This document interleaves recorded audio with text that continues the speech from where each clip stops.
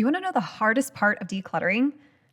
Getting started. It can be so overwhelming when there's piles everywhere and every room needs your attention in your home. So today we're going to be diving into the easiest places and ways to get started decluttering so you can see success once and for all. First things first, you need to pick a declutter plan that you're not going to burn out on. So make sure to watch this video after this one wraps up, and you're going to be able to pick a plan that you can easily fit into your schedule no matter how busy you are. Create your big why. So one of the best things you can do to ensure you stay the course of decluttering is to create your purpose and write out your big why. Your big why is something that you plug into emotionally when things get tough and on those mornings you just don't feel like doing it. It's really not a wish and it's not just a goal. It is something so motivating that it can honestly change your life. It's your purpose. So my big why for several years that really helped motivate me was this: I want to declutter my home so I can simplify my life, have less stress, and have more time to spend with my partner, with my children, and with my faith.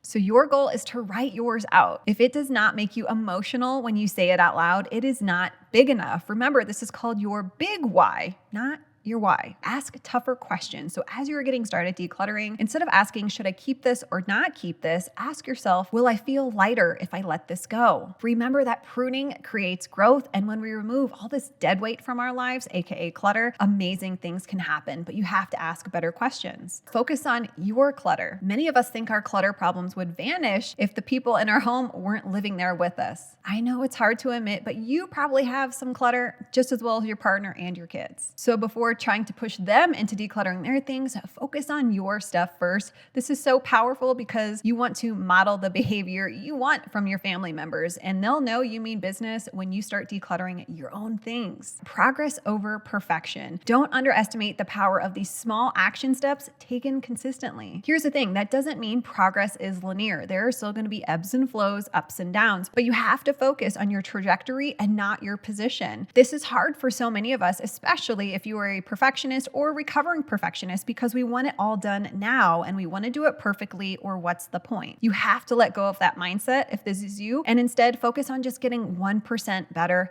every day. To set your goals, you might want to declutter your whole house, but we need to break that down into manageable tasks. And instead of bouncing from one room to the next room and making very little progress, I want to put all of your intention and effort into one small space. And my favorite place to get started isn't actually an entire room or shelf or drawer. It is a surface area. So a surface area is any flat horizontal surface in your home. Countertops, kitchen tables, tops of nightstands, tops of dressers, even your floors or surface areas. And these tend to accumulate a lot of expected mess and a lot of clutter and things we just don't know what to do with. So pick one of those surface areas, ideally somewhere that you see every single day, because once it's cleaned up and reset and back to baseline and pretty cleared off, you are going to feel so good every time you walk into your kitchen in the morning or walk into your bathroom to put your makeup on in the morning.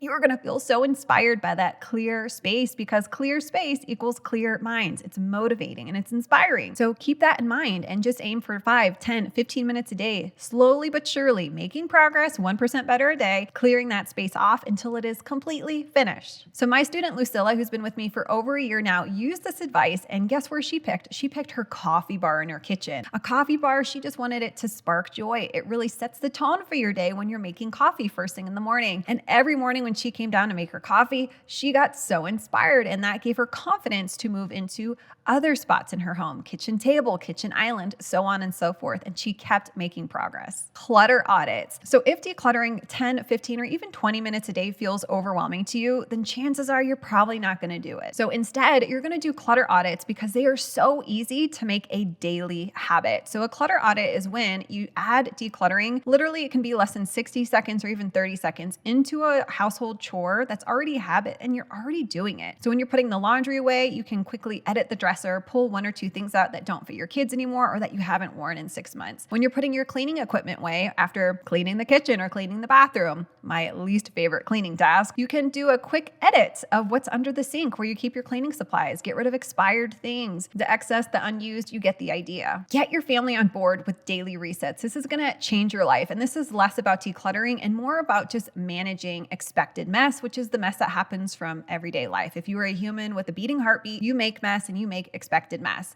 So if you don't want to be the one responsible for your entire family's mess and you're feeling resentful, overwhelmed, frustrated, and just straight up annoyed that it's all on your shoulders, it could be time to have some conversations and get them on board with helping out to put things away. So do this once a day. A daily reset is where you simply tidy up a space at least once a day. It's called a daily reset for a reason. You can do it more than once a day. For a lot of families, this means after dinner. That's a great time. So you just had a meal together, maybe helped your kiddos with homework or got to talk about their day. Instead of you cleaning up everything, get everyone on board, give everyone a job. If they're 2 or 22 or 82, everyone can have a job. Well, maybe not 82-year-old. Their knee and back might hurt. All right, let's let the 82-year-old rest on the couch. Everyone else is going to chip in.